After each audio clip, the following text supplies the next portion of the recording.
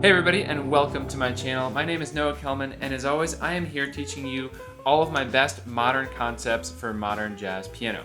So we talked a lot about arpeggio formation theory, which is one of my favorite kind of methodologies that I've been working on over the years for actually designing arpeggios, both one hand and two hand. But today I want to just get a little bit more straight into giving you some vocabulary, right? So I'm always an advocate of you coming up with your own vocabulary, but it's also just fun to get some cool stuff to work on, right? So today I'm actually going to show you some arpeggios that I've come up with, both one and two hand, and I think you'll really enjoy them. But if you want to skip straight to the chase and actually apply this stuff directly into your playing right away, check out 30 sick runs and arpeggios in my store at jazzpianoconcepts.com/store.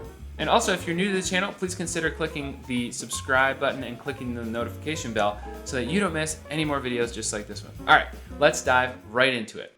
So yeah, this first one is really nice and simple.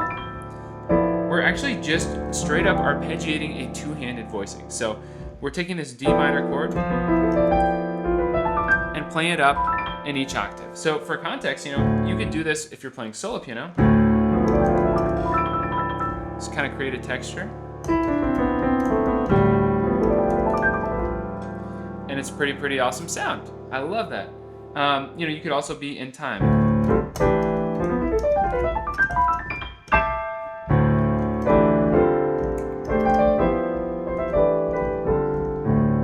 Hopefully my tempo was all right there, but you get the point, I think. You actually turn this into eighth notes or something like that so that you can actually really kind of translate it into making sense playing with a band. All right, let's look at number two.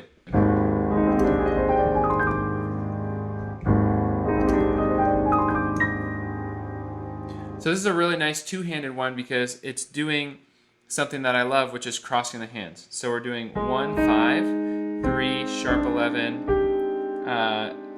major 7. Sorry, I had a little brain freeze there. But we're actually doing it like this. Check it out.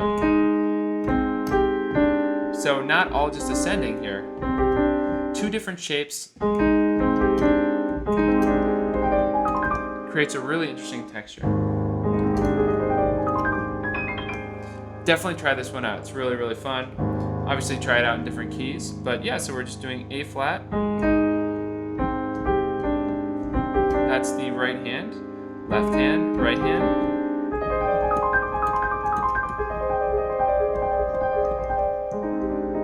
And I really love these arpeggios that have kind of this two-hand overlapping textural feel. Sorry, I'm getting carried away just playing around.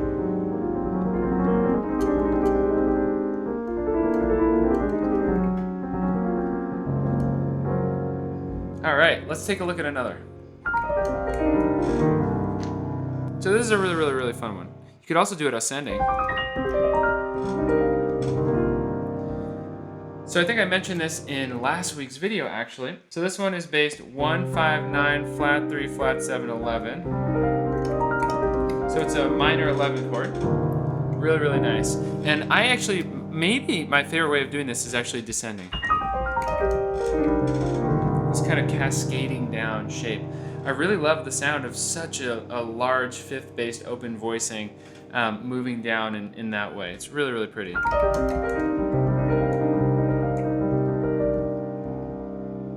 All right, here's another one.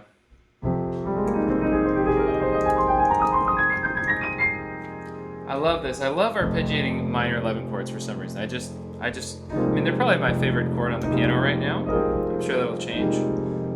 It's kind of tough between minor 11s and sus 13s.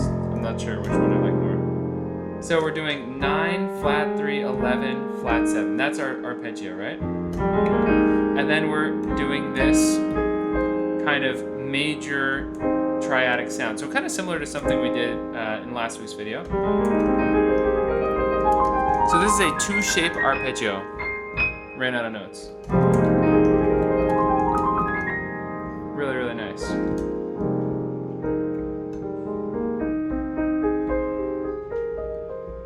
All right, here's another one that I use probably way too often when I'm improvising.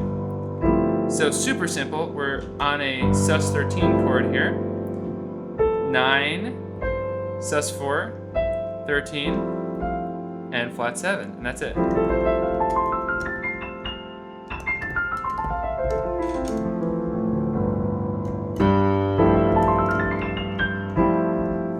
It's a really, really nice one.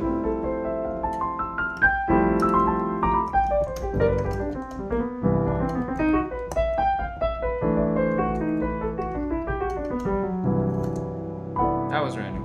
All right, let's keep going.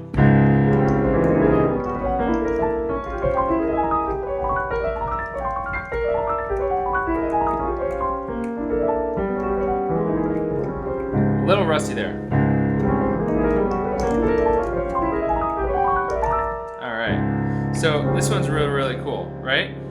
We're literally doing basically a Lydian chord here, right? D flat Lydian, 1, 3, sharp 11, 7, doubled in the right hand. So in arpeggio, that's just kind of doing the same shape in both hands, and then we're just moving this shape up in minor thirds. And then back down if we want. That's a really, really, really fun sound in my opinion. And by the way, I think I have a couple arpeggios very similar to this in 36 runs in arpeggios at jazzpianoconcepts.com/store if you want to dive right into this stuff and start getting it into your vocabulary. All right, so that is it for today. I'll definitely come back for you all with some more arpeggios later on. But these are really, really fun. See if you can figure out your own ways of actually putting them into the context of either a tune or some improvisation you're doing, or maybe even when you're playing with a band, now that that's starting to happen a little more often these days. So I hope you've all been having an amazing end of the summer. As always, please, if you got a lot out of this video, hit the like button, help me move it up, and leave me a comment if you have any questions, or even just to say, hey, I really, really appreciate you leaving a comment and just getting a chance to say hey and communicate with you all. Additionally, if you are someone who is looking for some one-on-one guidance, feel free to click the link in the description of the video to set up a quick free call, which will probably end up being with one of my coaches or possibly myself. And we would literally just talk about your goals, see if we can offer any advice, and also if it makes sense for us to actually work together going forward for your education, then all the better. My Jazz Piano Secrets course opens up next time in October, so if you're interested in that, make sure you're on the waitlist. Link is also in the description. All right, thank you so much for bearing through that, and I will see you next week. Really looking forward to teaching you all some more stuff because I have such a fun time working on all this stuff, and I have even more fun sharing it with you all. All right, see you next time.